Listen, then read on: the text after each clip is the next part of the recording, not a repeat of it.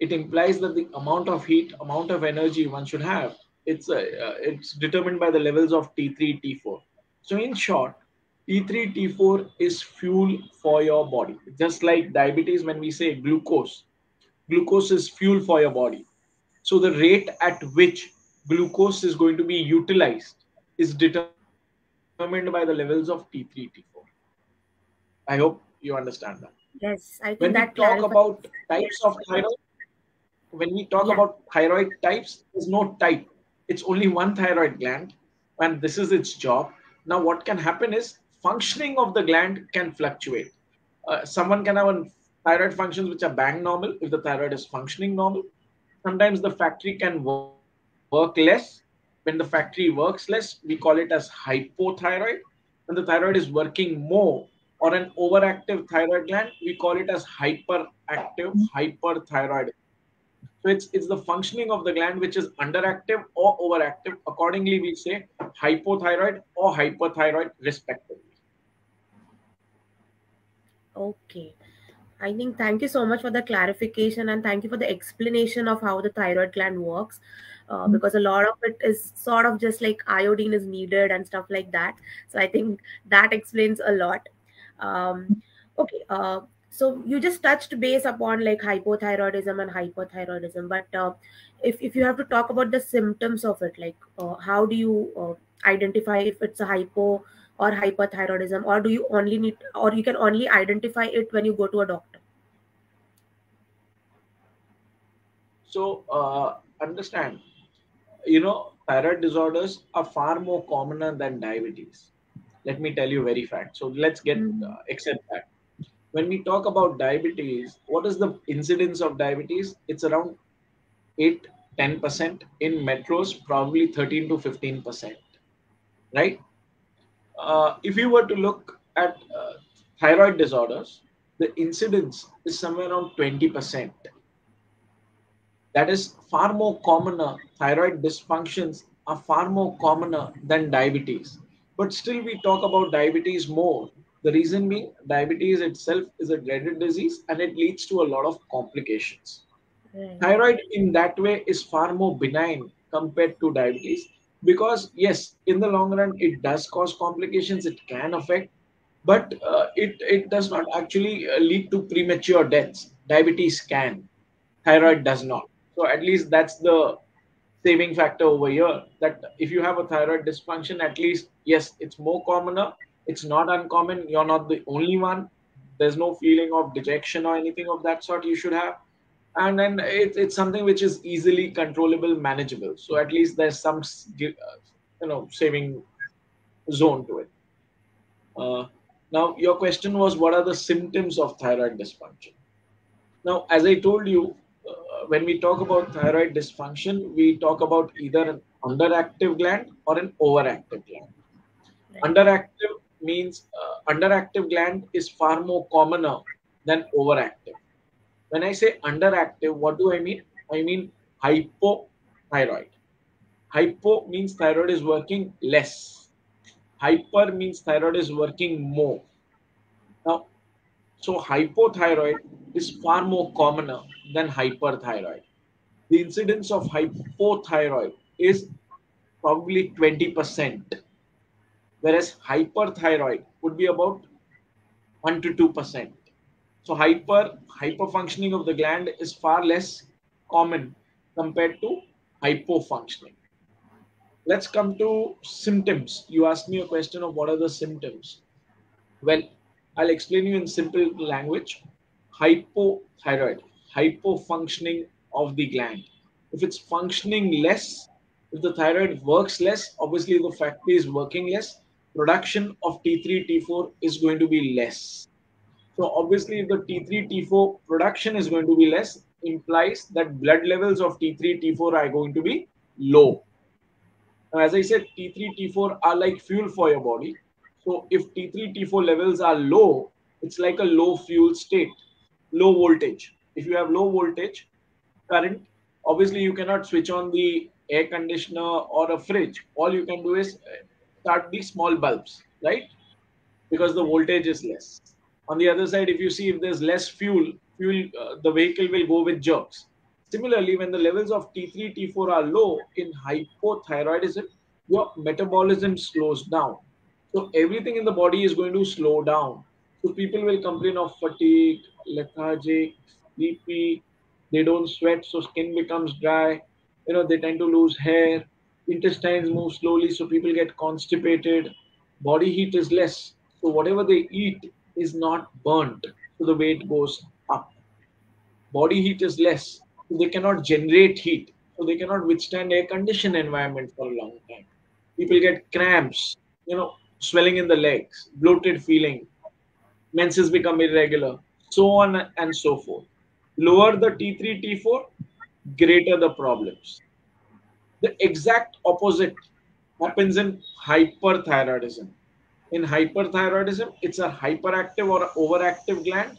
So it will grab all the iodine, manufacture more T3, T4. If the T3, T4 production is more, obviously the blood levels of T3, T4 will go up. And it's like a high fuel state. So everything will become fast. Your heart beats fast, so you have palpitations. Blood pressure goes up. You're restless, you're hyper, you're irritable, cannot sleep.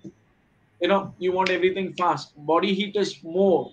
Okay, so you feel feverish. Your appetite goes up, but because the heat is more, the fat melts, so the weight goes down. Okay, intestines move fast, so your frequency of motion increases. So, I mean, exact opposite of what you would see in hypothyroidism.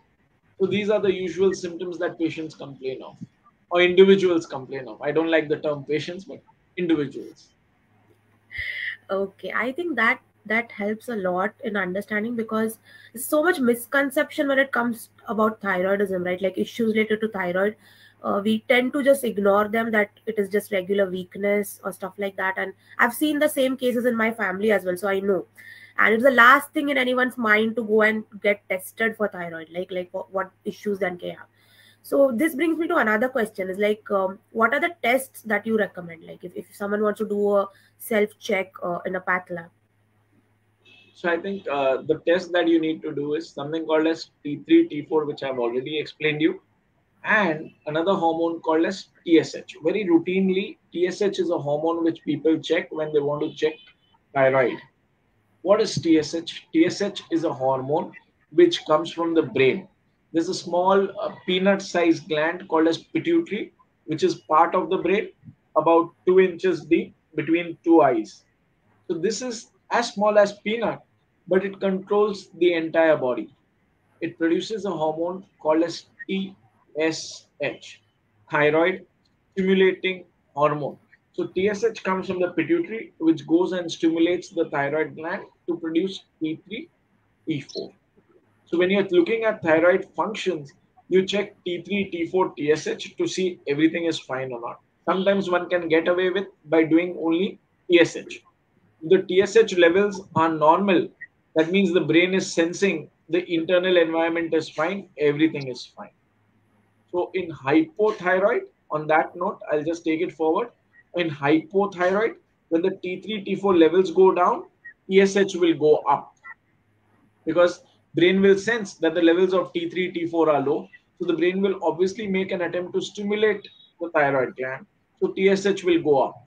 On the other side, in hyperthyroid, when the thyroid is working more, T3, T4 levels are high, and the brain says it's already working more. Why should I stimulate? There's no need. So the TSH goes down.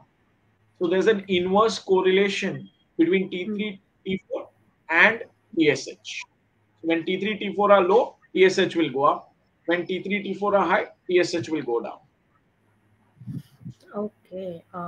Also, what would be the frequency of getting this tests done? Like we people living with diabetes, we usually get this routine blood test done. Now, if I want to add it in my list of routine tests, how often do I get checked for thyroid? Okay. So diabetic patients are more prone to develop thyroid dysfunction. So one should check it at the start, right? Start at the time of diagnosis. Mm-hmm. Okay. When we talk about diabetes, in type 2 diabetes, the dictum is one should check it once in 2 to 3 years. Okay. For type 2. But type 1 being an autoimmune condition, hypothyroidism being itself autoimmune, that means the occurrence is far more in type 1 compared to type 2. So type 1 individuals, I would say, should get their thyroid functions checked every year, annually. And obviously, if it's abnormal, then you need to consult and start medications accordingly. Okay. Okay. I think that brings us to the next question is the treatment for thyroid dysfunctions. Like what is something that the doctors commonly ask patients to take? And that is also one of the questions in the by the community members. Okay, so when we talk about treatment, understand, in hypothyroidism, thyroid is working less. So since the gland is working less, producing less T3, T4, obviously your body needs it. It can Your thyroid cannot manufacture. So treatment is nothing but provide T3, T4 from outside, supplement it from outside. I would not call it as supplement, but I would call it as a replacement because internal production is not happening. So you give it from outside. So the tablet that people are usually on is nothing but extract of is nothing but T4, which in the body gets converted into T3. So your T3 T4 levels go up, the problems reduce, and if the dose is appropriate, brain says now the levels are normal, so the TSH comes down. That is as far as hypothyroid is concerned. So you replace T4. Some cases one can consider replacing even T3, but by and large it's T4 which is being given because the body has the capacity to convert it into T3. When we talk about hyperthyroidism, where the thyroid is working more, producing unnecessary extra T3, T4, all we do is give medications to reduce the production of T3, T4. So we are applying brakes. Your car is moving, your factory is working more. So we apply brakes with medicines and we give these medications for a period of 1.5 to 2 years, just so as Okay, to reduce the production of T3, T4. got it. So, There's also one question related to this. So what are the consequences, of diabetes because of thyroid issues? So understand that thyroid dysfunction. Thyroid is a hormone which controls the rate at which glucose should be utilized, right? So obviously, if in hyperthyroidism, everything becomes fast. So even your glucose levels tend to go up. In hypothyroidism, there's a tendency for one to land up with hypoglycemia because the metabolism slows down, so utilization reduces. So these things can happen. They are very closely linked to each other. So when you have an uncontrolled thyroid which is working more, your glucose levels can go up. On the other side, in hypo, understand, it's very easy to remember. Hyperthyroid, hyperglycemia. Hypothyroid, hypoglycemia. I think that really helps us understand in terms of the diabetic jargons because I think we all are so used to hypoglycemia and hyperglycemia. We all can relate that in a better way, I would say. Okay, another question from the audience I think is relevant here is what should be the range for thyroid?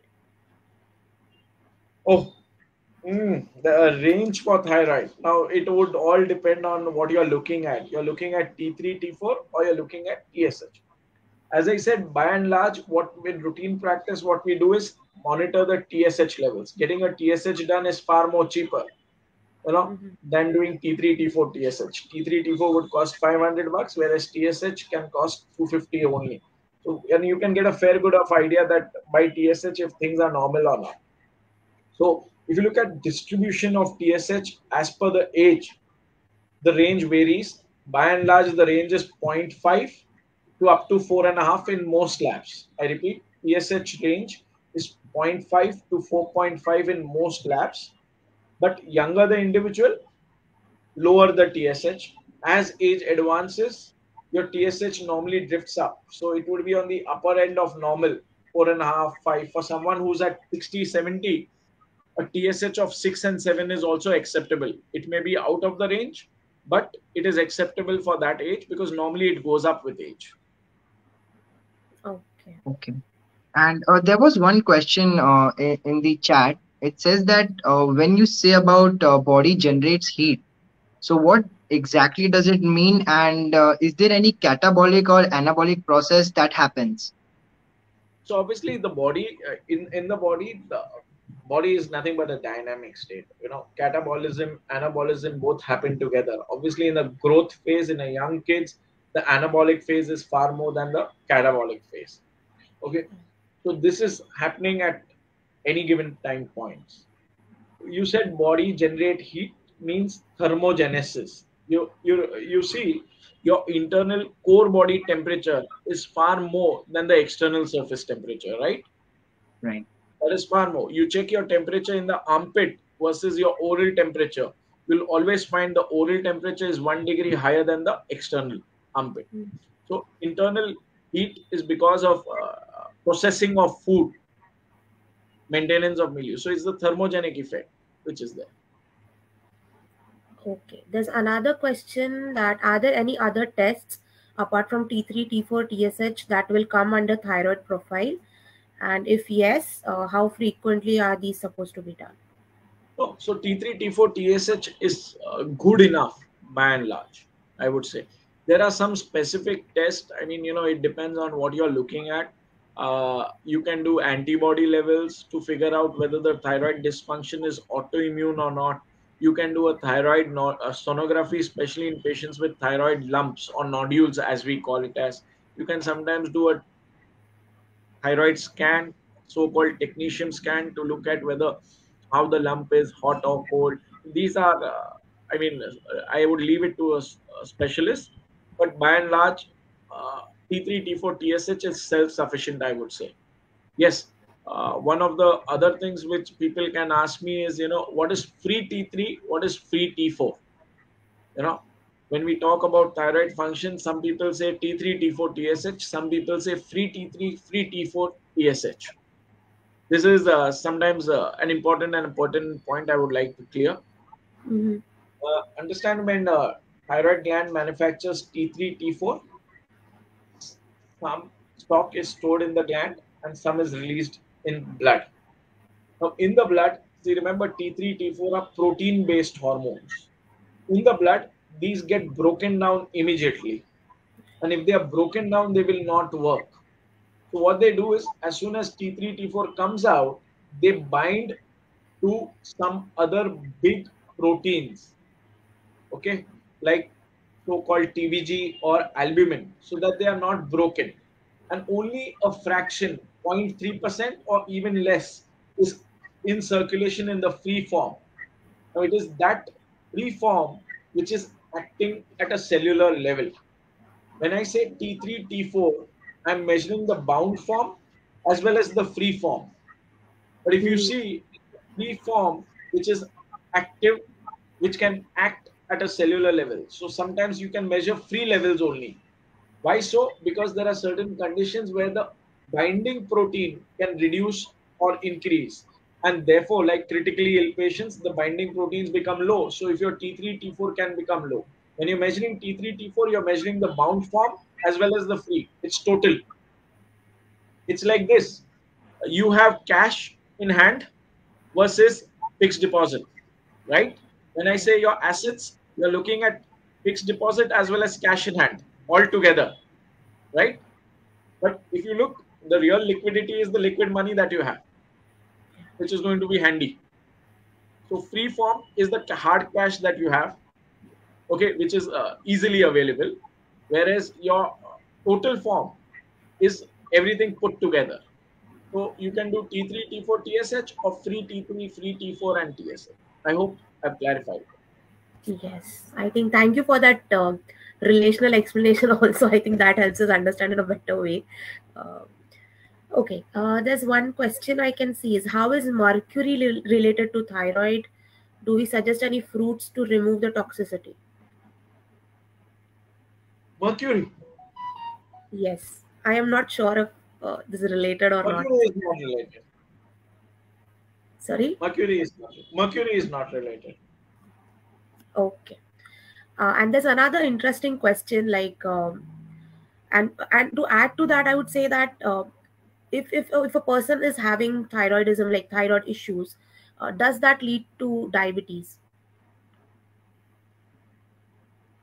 No. So, does thyroid dysfunction lead to diabetes? No. The answer is no. Yes, usually they coexist. Occurrence is far more, but does thyroid dysfunction cause diabetes? No. It's Okay. usually a casual association rather than causation. Okay. Right. Right. So one does Because not cause, they are usually associated. okay. Because the question in the chat is like, if thyroid is corrected, can we get rid of diabetes or lower our sugars? Is it possible? So that's why I just wanted to clarify it once that they are not related. Um, They are associated together, but getting rid of one doesn't mean that you'll get rid of the other. right. Two. Thanks for the clarification. Also, I have another question from the female perspective. Is that once you have thyroidism, like thyroid issues, it for females it especially leads to PCOD, and that can be a leading cause for type 2 diabetes in women. So, your thoughts on that? Again, remember, PCOD, thyroid dysfunction, diabetes, all three put together are metabolic problems. You know, one does not lead to another. They are usually associated. They go hand in hand types. Uh, the root cause, I would say, is central obesity. PCOD is seen more with type 2 diabetes, not type 1. Okay, Right. thyroid is seen more with type 1 as well as type 2. Okay, uh, if you remove the visceral fat, adipose tissue, which is in excess, you can get rid of diabetes, PCOD, definitely. Thyroid may or may not become milder, not necessarily. Okay. Okay. Actually, there is one question related to metabolic, which you spoke about.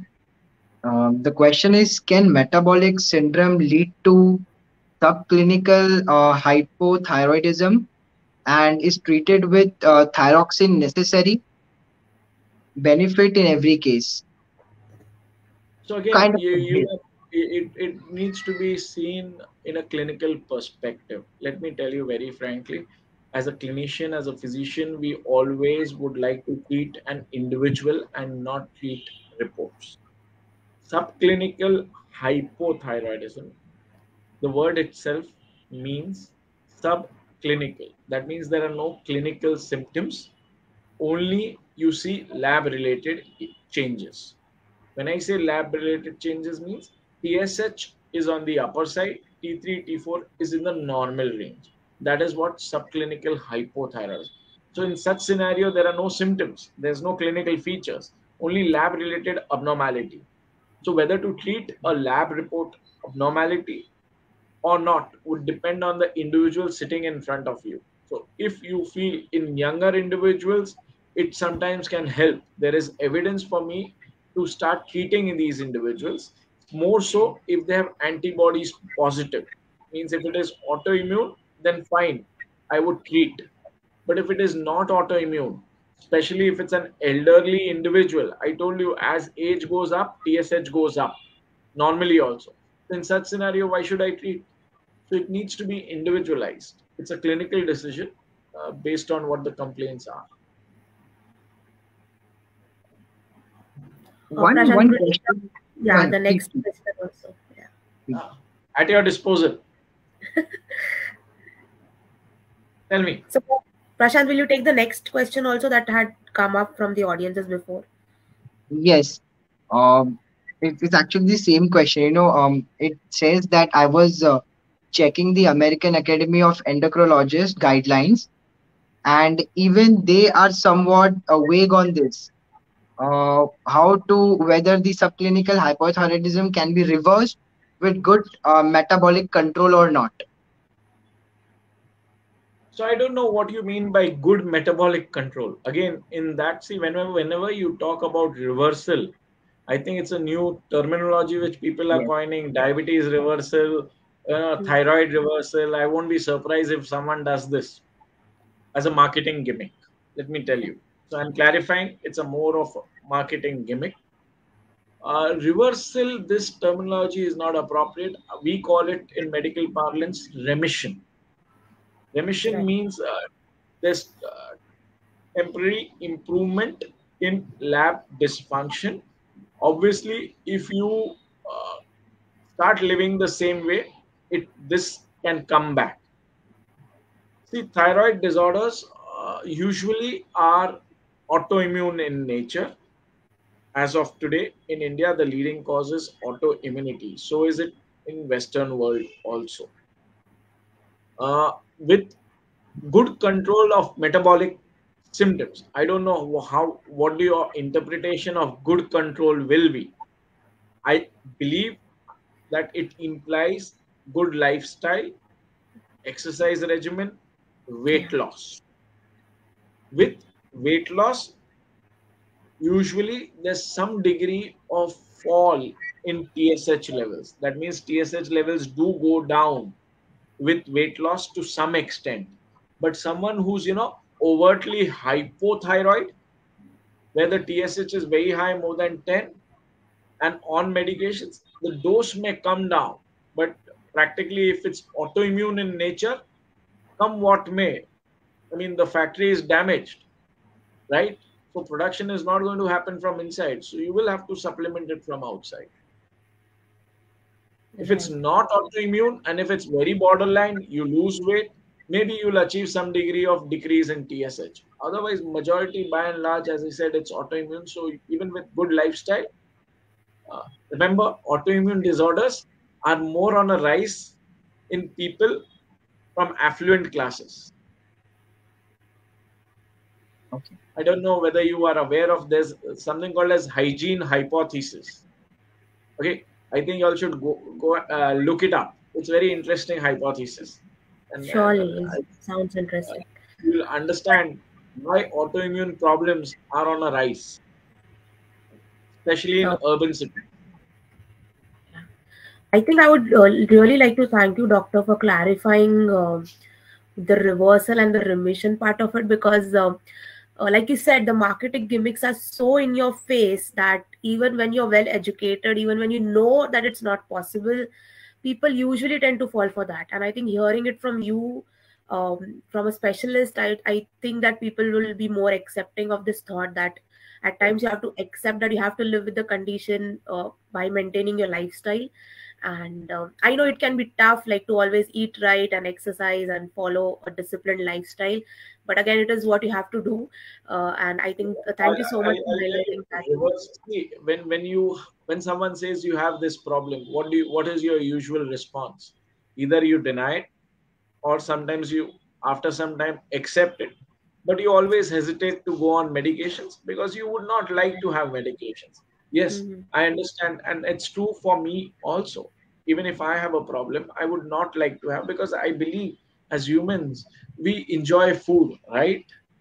But then that should happen in moderation. A discipline is needed, and in today's time and era, I think we've forgotten. We don't think what we eat, right? Have you even a thought as to what you're putting in your body? No one thinks. Pizzas, pastas, Western world, everything. I mean, you see all the fast food. Remember Right. the word fast food. Yeah. It takes you faster, Yes. right? Yeah. Yes. In the Yes. wrong direction. Yeah. Thank you for clarifying that again. It takes you faster in the wrong direction. Yes, absolutely. Yeah. And like I said, like I and what you said, I absolutely agree with it 100%. Is like moderation is the key. Like even if you're not living with any conditions, like excess of doing anything will affect you in some way or the other. You have to have discipline and moderation in everything. Uh, okay, I think there's another question that I'm type 1 since 22 years and I was having hyperthyroidism but considered it to be hypo with radioiodine therapy since I'm consistently gaining weight. Can you please suggest how to control it along with following a diet or exercise? Well, I think this people always have. Whenever we talk about lifestyle disorders, people think Mhm. diet and exercise. There's going to be a remedy for that. When we talk about thyroid dysfunctions, let me clarify that it's not a lifestyle disorder. It's not because of your lifestyle. The most common reason about 3-4 decades back used to be iodine deficiency. Right. Raw material is less, so obviously the production is going to go down. So T3, T4 is going to go down, TSH is going to go up. That was the cause about 30, 40 years back. But back, I think, way back in 1992, UNICEF and all the global bodies across the world decided to add iodine to everyone's salt. So in some countries, you have iodized salt. In Right. some countries, you have iodized oil also. So you have abundant iodine, and because of adequate iodine deficiency is no longer the leading cause of hypothyroidism. It is autoimmunity, again to do with hygiene. Why I would say is things are going, autoimmune problems are increasing. You can't do Mm. much about it.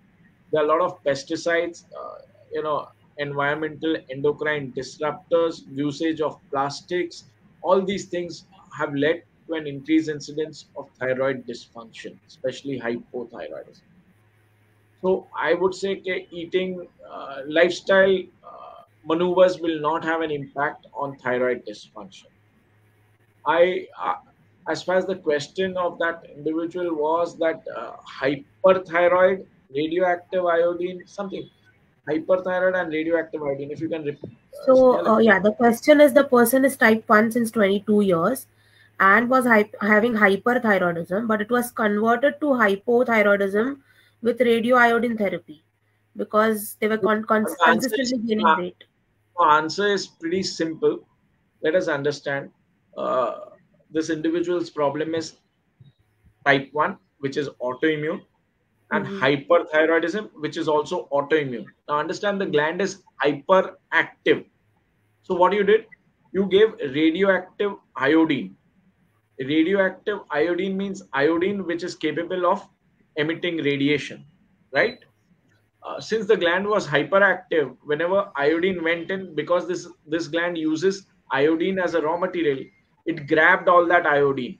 So when you gave that iodine, radioactive iodine, this gland, which was hyperactive, concentrated all that radioactive iodine within the, it grabbed it because it was Mm-hmm. hyperfunctioning.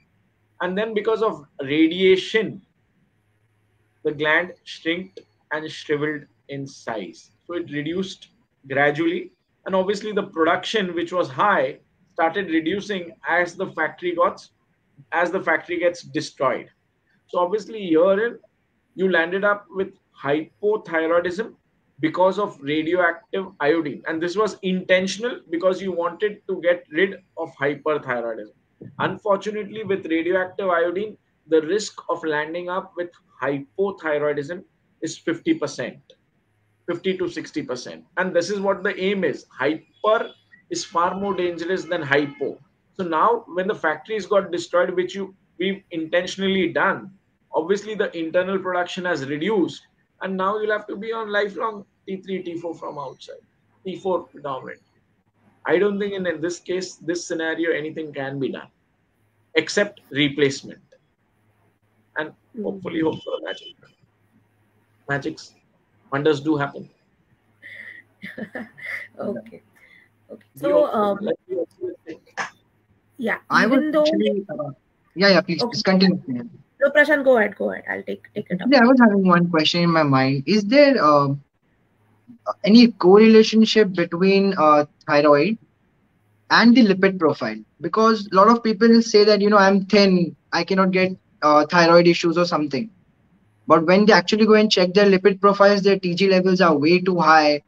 LDL, HDL issues are there. Are there any correlation between these and comparing with diabetes as well? Yes, there is a very strong correlation. As I said, let's understand your lipid metabolism, protein metabolism, glucose metabolism. Everything is controlled by T3, T4, right?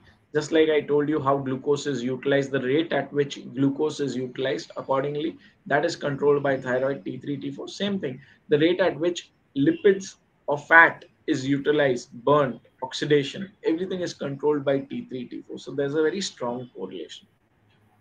In hypothyroidism, your triglycerides increase, your LDL increases. So whenever we come across an individual who's hypothyroid, your LDL, triglycerides, total cholesterol is going to go up in these individuals. Once you start them on T4 and their T3, T4, TSH normalizes, even the lipids will come down by 15 to 20%, I would say. And in case after normalization of T3, T4, TSH, if the lipids are still abnormal, then that is due to underlying genetic tendency or obesity. Okay, all right. Thank you very much, Dr. Girish. Over to you, So Snehal. one of the etiological factors when we come across an individual with high triglycerides is Mhm. first check sugars, because even in diabetes triglycerides go up. Number two, check thyroid, because if TSH is up, if the individual has hypothyroid, triglycerides are bound to go up. Third is something called nephrotic syndrome, where you lose a lot of proteins in the urine. That can also cause an increase in triglycerides. So you need to treat them so that the triglycerides come down. Okay. Very interesting question, Prashant. Thank you for that. Also, like if we also touched a little bit about the genetic factor of thyroid things. So if someone knows that they have thyroid issues in their family, what care can they take, like in terms of food, Yes, understand exercise, or testing? if someone has if someone has a family history of thyroid dysfunction, then the risk for having thyroid dysfunction in the other members is on the upper side compared to the general population. And you would ask me how high is it, two times, three times? Answer is no one knows, but definitely much more than the general population. So you need to be, you know, you need to do surveillance in such individuals. You need to periodically monitor thyroid levels, T3, T4, TSH levels more frequently. So the general dictum, as I told you, was once in 3 years. For general population, maybe in such individuals, once in a year, you need to do it that frequently. And Are there then anything second else? part again, you asked me about some food pattern, lifestyle. Yeah. I would say praising the Lord. That's the only thing. Yeah. Okay. But Obviously, I think have like less processed food. To be very frank, more processed food, more refined food lands up in problem. Okay. of course. Less plastics. Yeah.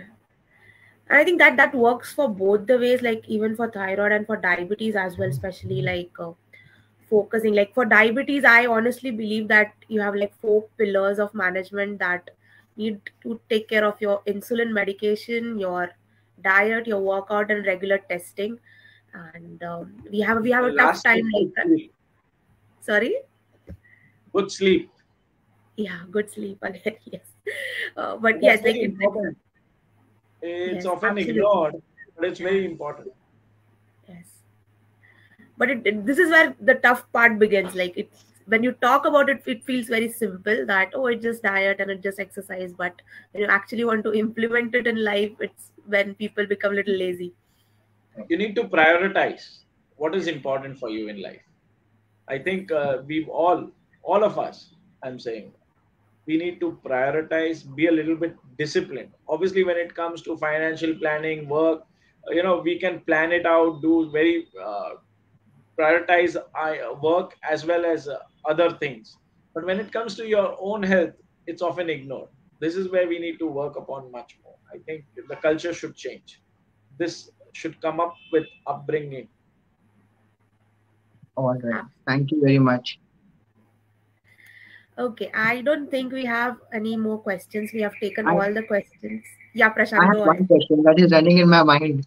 Actually, I wanted to understand one important thing, and for this is for viewers as well. A lot of people are scared to take insulin with medicine and with thyroid medicines as well. So, is there anything that you can help us clarify to understand? Because it's just that fear that comes in.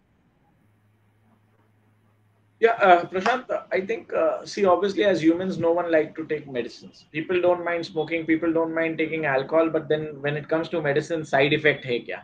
Yes, Yes, every pill has a. People don't think, when they smoke, when they drink so much, no one thinks about it. That time they don't think, what are we putting inside our body. But when it comes to medicines prescribed by a doctor, they always think, because obviously that is on a regular basis versus this is occasional, hopefully for most barring of you. I think medicines understand that no one likes to give medicines as doctors. We don't like, if it was so simple to, if things were so simple that diet and exercise would work for all, then we would love to be a part of it. But unfortunately, in spite of educating everyone, talking so much about this, people hardly follow diet and exercise, discipline, nothing. So in that scenario, you're left with no option but to give medications.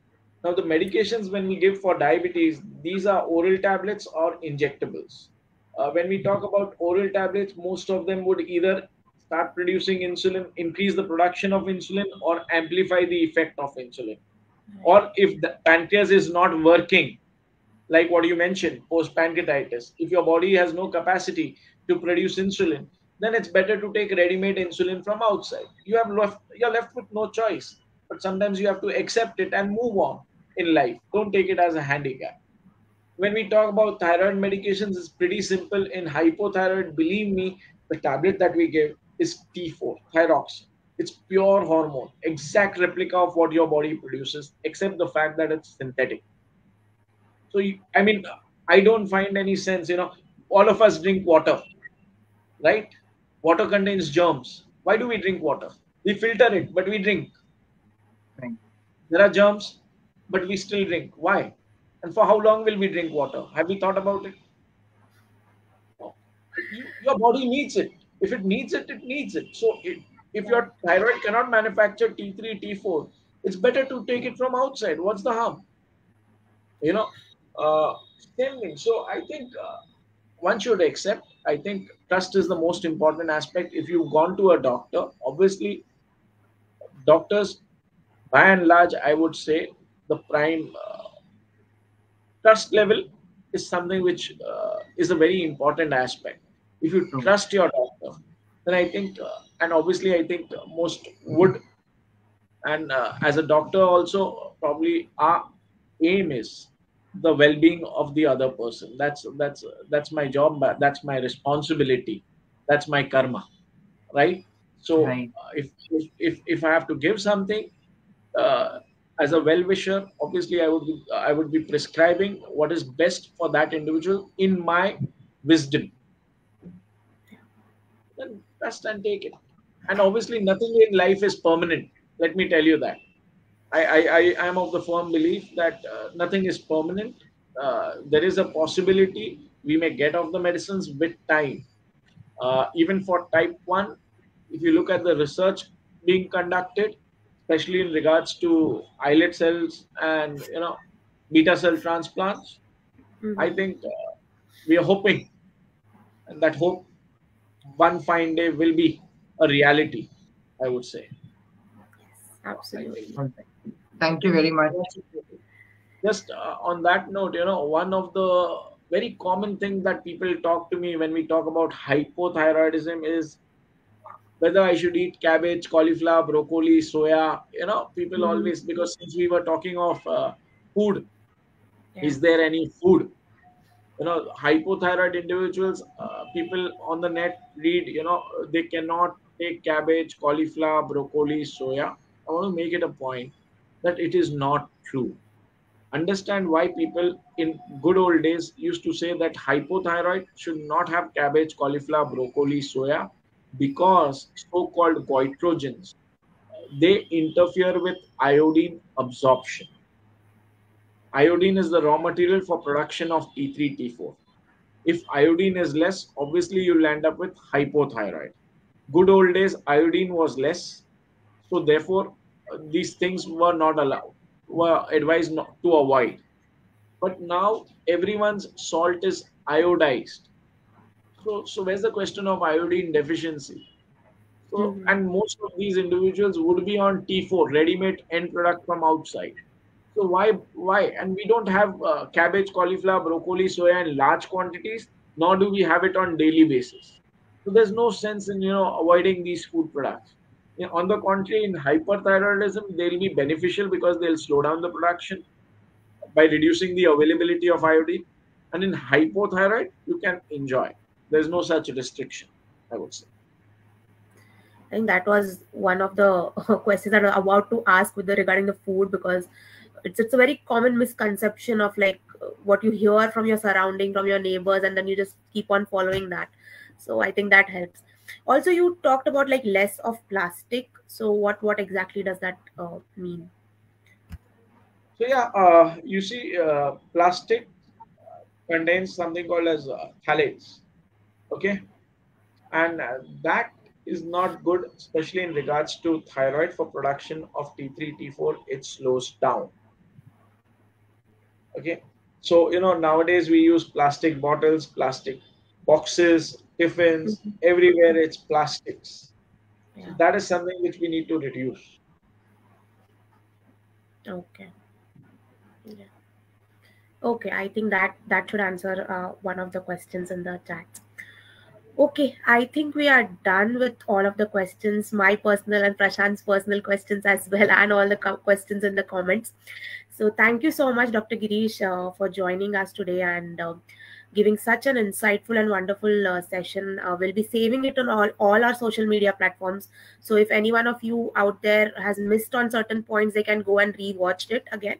It will be available on our YouTube channel in about 30 minutes or so from now. And again, once again, I would like to thank Dr. Girish Parmar from the entire Blue Circle Diabetes Foundation team. And we will be here again next Sunday, same time, 5 p.m., with another workshop, another fun, interesting topic to talk on. And I think that would be all from our side. So this is me and Prashant signing off from today's workshop. We'll see you again soon. Bye. It's good to interact and spread awareness. Most Yes. welcome. Thank you very much. Thank you All the so much, best. Thank Doctor. you. Thank you. Bye bye. Bye. Bye, Take Snehal. care. Bye. Bye. Bye.